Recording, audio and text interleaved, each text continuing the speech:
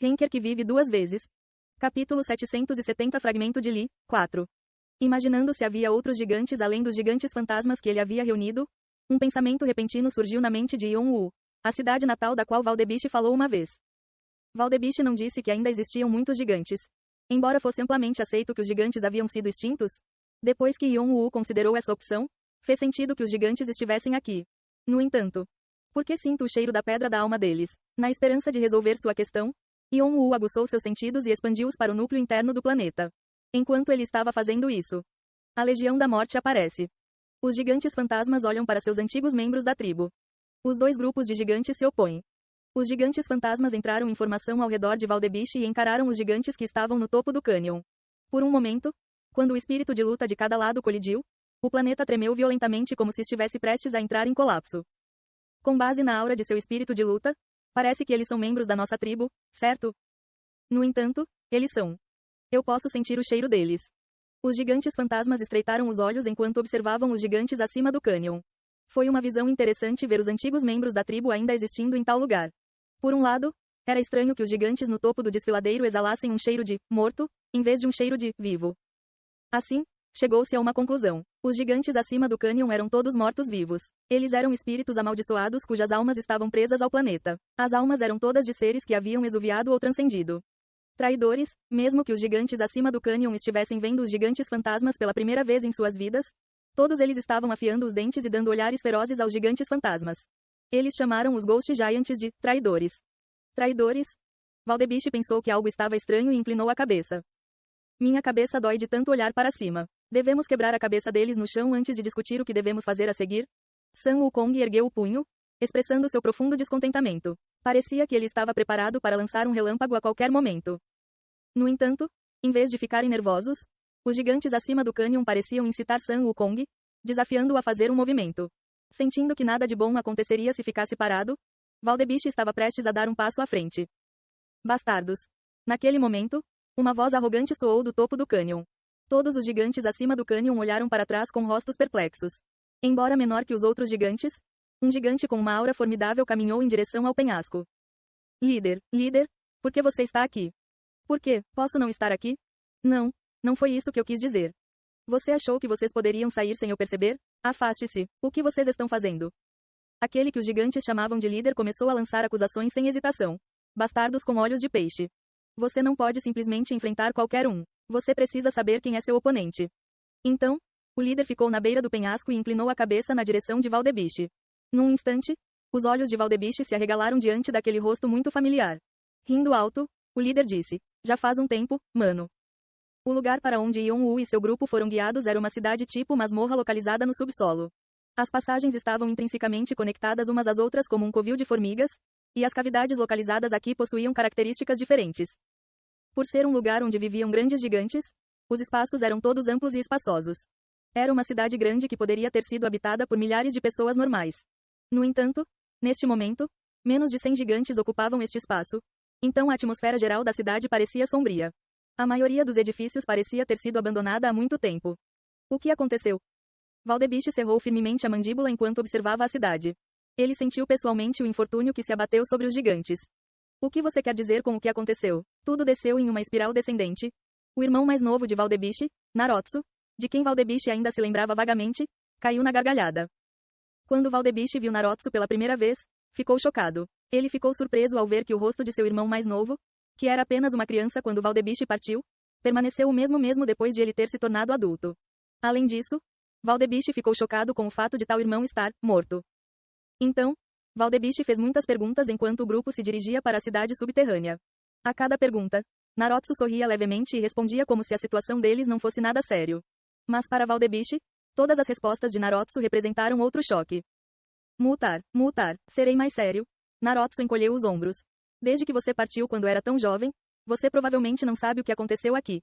Mas você sabe que muitos dos anciões da tribo foram para a torre antes de você, certo? Sim. Certo, mas a tribo inteira não foi para a torre. Aqueles que estavam fartos da guerra contínua permaneceram aqui, e seus descendentes. Nós éramos os descendentes. Certo, graças a isso conseguimos manter a nossa presença aqui. No entanto, como não éramos suficientes, houve muita mistura de linhagens diferentes. Esta foi a razão pela qual Valdebiche e seu irmão eram meio gigantes.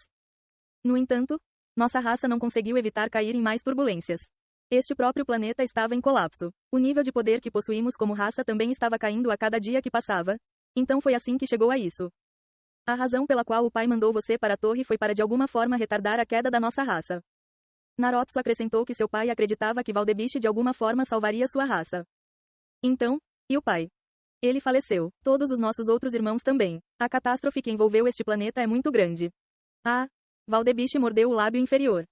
Então, um dia, uma estrela cadente caiu de repente no planeta.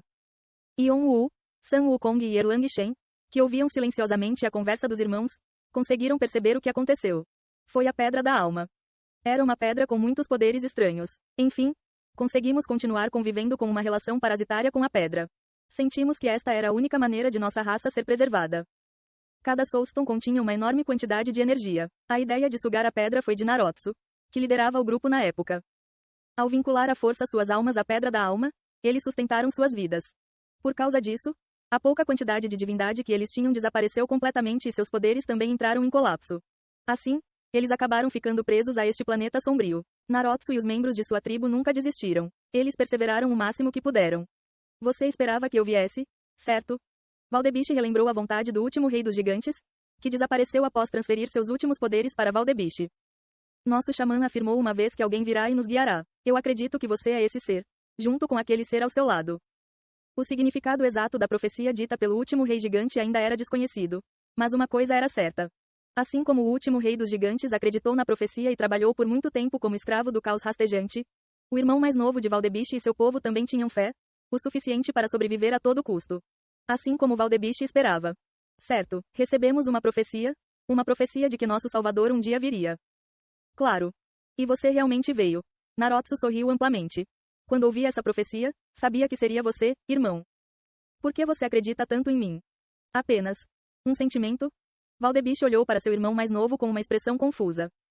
Em grande parte, Naruto só sabia da existência de Valdebiche. Eles não passaram tempo suficiente juntos para construir memórias profundas e duradouras um com o outro. Além disso, quando criança, Valdebiche era bastante covarde. Ele era um covarde que mal falava e sempre agia devagar. Mas seu irmão mais novo tinha um pressentimento? Aqui está. Esta é a pedra que você procura. Eu acho que o nome verdadeiro da pedra é Pedra da Alma. Naruto parou em uma certa e grande cavidade. Era um espaço que ostentava uma área aberta muito maior que os demais espaços. No entanto, o local estava em ruínas. A poeira cobriu o altar. E no centro do altar estava a Pedra da Alma, que estava firmemente protegida por uma barreira. Você encontrou uma Pedra da Alma? Diligência. O acesso não é possível no momento. Como a Pedra da Alma estava atualmente conectada à raça extinta, a Pedra da Alma brilhou intensamente. Yon Wu ignorou as mensagens de alerta e caminhou em direção ao altar. Estalar. Bum! A barreira tentava ferozmente repelir a entidade invasora.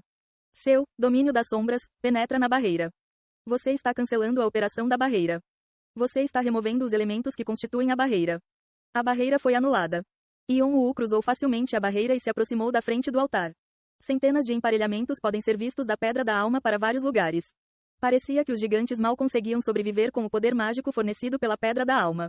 Alcançando a Pedra da Alma sem tentar cortar essas conexões.